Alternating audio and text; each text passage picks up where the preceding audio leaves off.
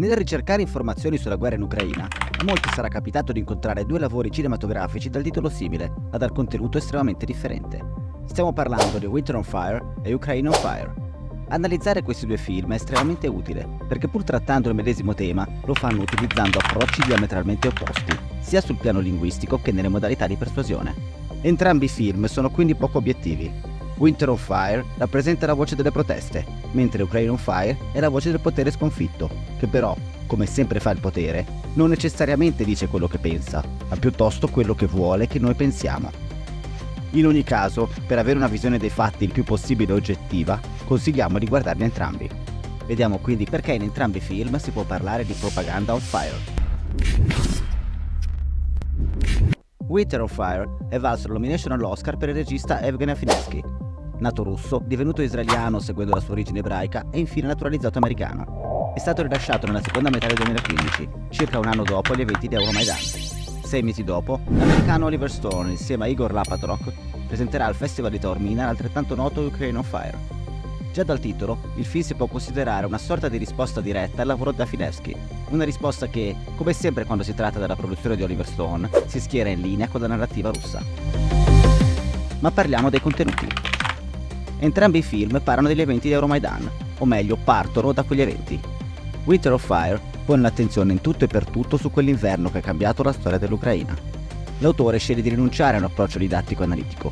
Siamo catapultati in piazza Maidan nei mesi a cavallo fra il 2013 e il 2014, in mezzo a quanto sta avvenendo. Ascoltiamo le parole di chi ha iniziato le proteste e ha partecipato. Siamo partecipi delle loro speranze e delle loro paure.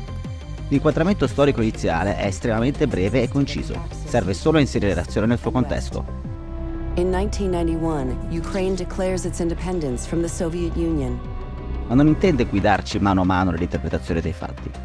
Lo spettatore li ascolta direttamente da chi era lì e deciderà da solo se dare o no credito alle parole di chi è di fronte. Di questi manifestanti impariamo nomi e cognomi, li vediamo in volto, conosciamo le loro professioni. Sono avvocati, operai, professionisti, medici, studenti. Le riprese sono molto pulite, molte delle quali realizzate con telecamere GoPro e filmati di alta qualità. L'obiettivo del regista è immergerci nell'azione in modo da farci condividere le loro emozioni. Questa scelta comunicativa è estremamente onesta, anche perché non si prefigge di essere oggettiva. Sin dall'inizio sappiamo di stare assistendo a una visione specifica, quella dei manifestanti. L'elemento propagandistico risiede nell'esaltazione del coraggio e nell'unilateralità delle dichiarazioni. L'empatia ci spinge nei panni di chi porta avanti questa protesta, ed è in questo modo che la comprendiamo e che la viviamo. Ukraine on Fire è esattamente l'opposto. Per parlare di Maidan non chiede nulla ai dimostranti, non guarda chi erano e le loro ragioni, ma si pone da giudice esterno. La ricostruzione dei fatti è totalmente incentrata sulle dichiarazioni di sole 3 persone. Il premier Yanukovych, ovvero colui che ha perso il potere a causa di Maidan, il ministro Zakharchenko, che ha ordinato l'utilizzo di armi da fuoco sui manifestanti, dando il via alla fase violenta delle proteste, e Vladimir Putin, la cui presenza sottolinea come l'Ucraina e la Russia siano presentate come una cosa sola. Vediamo masse di estremisti che gettano la città nel caos. Hanno i volti coperti da passamontagna o appaiono sfocati, con il risultato di apparire disumanizzati. Impedendo di vedere in faccia questi ragazzi, si rompe il legame empatico con lo spettatore e si crea una sensazione di minaccia, di paura.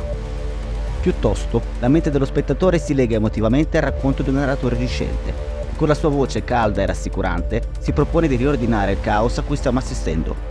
Channels went viral, supporting the protests and encouraging more and more people to come to Maidan. Siamo così trasportati in una lezione di storia ucraina. Per mezz'ora sentiamo i fatti storici a fiume con il rinforzo di una musica di tensione che suggerisce la loro importanza e l'epilogo drammatico. Lo spettatore, alla ricerca di informazioni, si ritrova a fidarsi delle sue parole. Quando si racconta la storia ipersemplificando e partendo da lontano, ci sono infinite possibilità di distorsione dei fatti, ed è quello che avviene in questo contesto. L'uso di una voce calda e impostata e l'apparente competenza accredita le sue parole. Si ha così l'impressione di apprendere gli eventi storici in modo neutro e approfondito, mentre al contrario si sta subendo un indottrinamento, in cui, attraverso l'uso di note tecniche manipolatorie, come il cherry picking, il big lie, l'ipersemplificazione e le mezze verità, i fatti storici vengono collegati come vuole il narratore, per poter sostenere una determinata tesi. I fatti non sono mai del tutto falsi, ma sono distorti e soprattutto selezionati per costruire collegamenti funzionali alla narrazione. e occultare quelli che le indebolirebbero. È la stessa modalità che contraddistingue le teorie del complotto, e non a caso i sostenitori della narrativa russa non di rado arrivano da quell'ambiente. Se in Winter on Fire si voleva celebrare il coraggio dei manifestanti, in Ukraine on Fire si vuole costruire una narrazione che, pur apparendo oggettiva, dipinga Maidan come un colpo di stato nazifascista sostenuto dagli Stati Uniti e Yanukovych come una vittima di un complotto euro-americano. Did you feel their presence from the U.S.? Очень частыми гостями были представители Соединенных Штатов, конгрессмены, были госпожа Нуланд. Il rapporto dell'Ucraina con l'estrema destra viene così esasperato e colorito. La storia viene vista interamente dalla prospettiva unilaterale russa. L'Ucraina diventa territorio russo e gli occidentali cercano imperterriti di conquistare.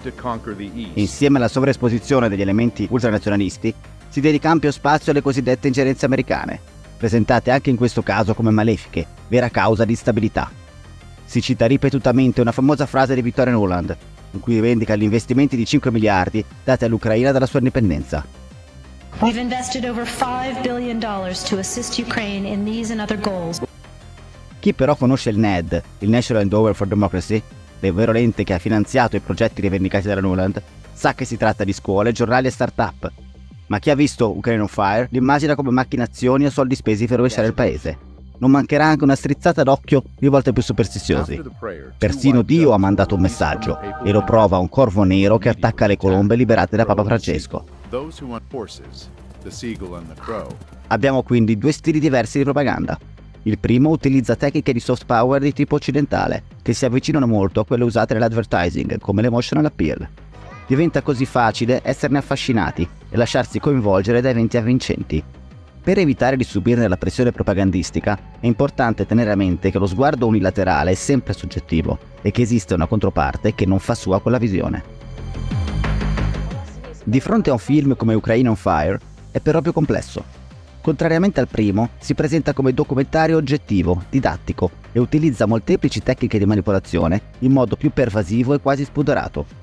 Il cervello dello spettatore è sottoposto a una pressione continua, un overload informativo che maschera il quadro generale, spingendo a credere che se il quadro è così chiaro, se ci sono così tante evidenze che portano a quella determinata conclusione, questa non possa essere che verità.